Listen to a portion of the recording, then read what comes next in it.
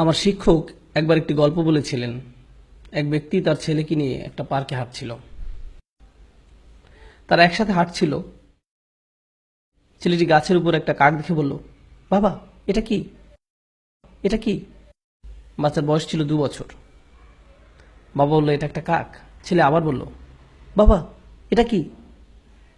বাবা আবার উত্তর দিল, এটা একটা কাক। আচ্ছা ঠিক আছে, বাবা এটা কি?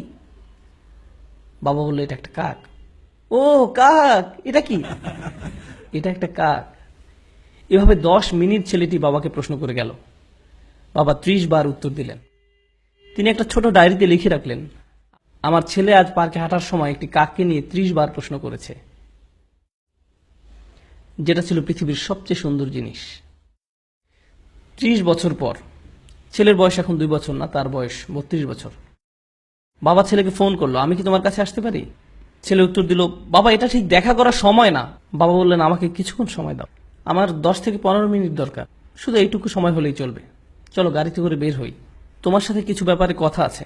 ছেলে বেশ বিরক্ত হয়ে, ঠিক আছে।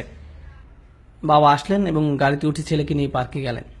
ছেলে মহা বিরক্ত হয়ে বলল, এসব কি বাবা, আপনি কি খুব দ্রুত বলতে পারবেন? আমার কাজ আছে। বাবা বললেন, শুধু আমার সাথে হাঁটো। তারা হাঁটছিল এবং গাছের উপর একটি কাক দেখতে পেল। বাবা বললেন, বৎস এটা কি? তুমি কি সত্যিই জানতে চাও এটা কি? এটা একটা কাক। ও বৎস এটা কি? ছেলে এবার প্রচন্ড রেগে গেল। এটা কি একটা খেলা? আমার কাজ আছে, ঠিক আছে? এটা একটা কাক, আপনি কি দেখতে পাচ্ছেন না? আমি গত মাসেও আপনাকে নতুন চশমা এনে দিয়েছি। আমার সাথে এমন কেন হচ্ছে? বাবা আপনি কেন এত জটিল? আমি বুঝতে পারছি না সমস্যাটা কোথায়। জাস্ট বলেন কি বলতে চান।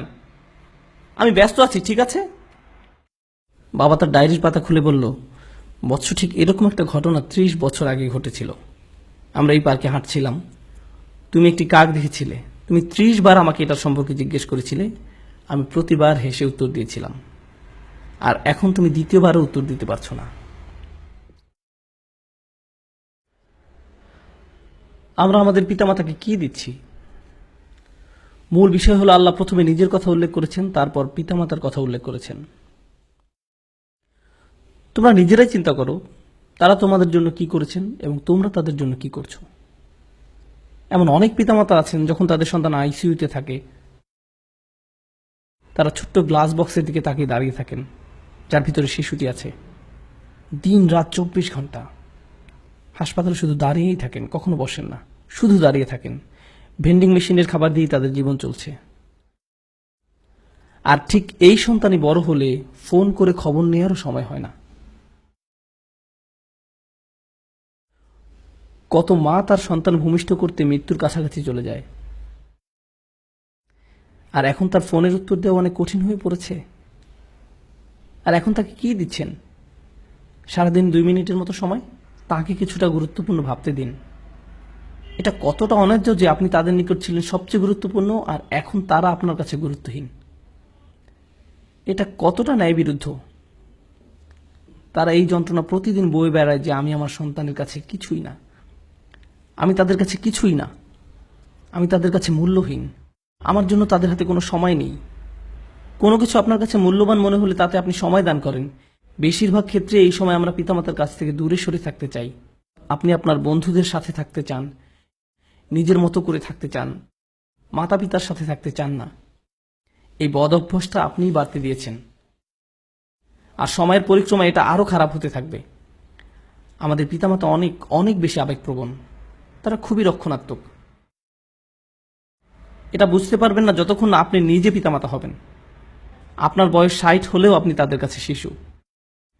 তারা এখনো স্মরণ করতে পারে আপনার ময়লা ন্যাপকিন পরিষ্কার করার কথা, আপনাকে দুধ খাওয়ানোর কথা, কিভাবে ঢেকুর তুলেছেন, পিছনের সিটে বসানোর পর কিভাবে আপনাকে পরিষ্কার করেছে, খাইয়েছে। আপনি স্মরণ করতে পারেন না, কিন্তু তারা পারে। আমার সন্তান এটি মনে রাখবে না। গাড়িতে বসা অবস্থায়, আব্বু টয়লেটে যাবো, টয়লেটে যাবো, টয়লেটে যাবো, হঠাৎ করে সে চুপ হয়ে যায়। আমি বললাম, জানালা নামিয়ে দেয়, এখনই সময়।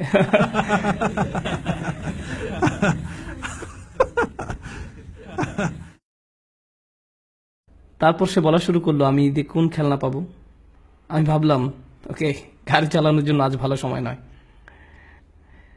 তারপর সে যখন কলেজ থেকে গ্রাজুয়েশন করেছে, একদিন বিয়ে করেছে, সে তখন আর এটা মনে রাখবে না। কিন্তু কে কখনো ভুলে যাবে না? আমি কখনো ভুলে যাব না। আমি ভুলবো না তাকে কিভাবে বাথরুমে নিয়েছি, তাকে পরিষ্কার করেছি, জামা পরিয়েছি। সে বলেছিল, আব্বা এই স্পাইডারম্যান পোশাকটা পরিয়ে দিন। আমার সন্তানের কিছুই মনে রাখবে না, আমি রাখবো, আমি মনে রাখবো। এই একই শিশু যখন পিতাকে একদিন বলে, বাবা আমি ঠিক তোমাকে বুঝতে পারি না, আমার হাতে একদম সময় নেই, এটা আসলেই তাকে দুঃখ দেয়, এটা আসলেই তাকে দুঃখ দেয়। ঠিক এই আচরণটাই আমি আপনি আমাদের পিতামাতার সাথে করে থাকি। তারা ছিল আমাদের জীবন, আমাদের জন্য তারা তাদের জীবন দিয়েছেন, তাদের ক্যারিয়ার বিসর্জন দিয়েছেন, তাদের ছুটি, তাদের বন্ধু বান্ধবদের সঙ্গ ত্যাগ করেছেন। আপনি জানেন সেটা? আমি এটা এখন জানি, আমি তখন জানতাম না।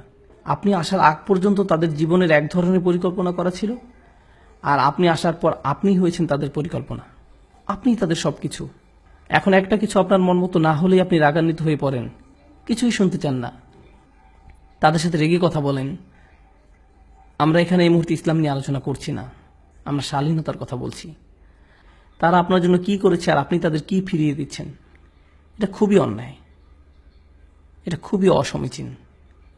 আমার বাবা এত বিরক্তিকর, আমার মা এই, তারা সবসময় রাগী, তারা কখনো সুখী নয়, তারা এই তারা সেই। কিন্তু আপনি কি, আপনার অবস্থা কি? আমি আপনাদেরকে বলছি, আমি সব সময় এটা বলার সুযোগ পাই না, যদি আপনি আপনার বাবা মার দোয়া না পান, আপনার জীবনে কোনো কিছুই ভালো হবে না। আপনার জীবনের কোনো কিছুই ভালো হবে না যদি তারা আপনার কাছ থেকে সুখী না হয়। তাদের সুখী করার জন্য আপনাকে সব করতে হবে।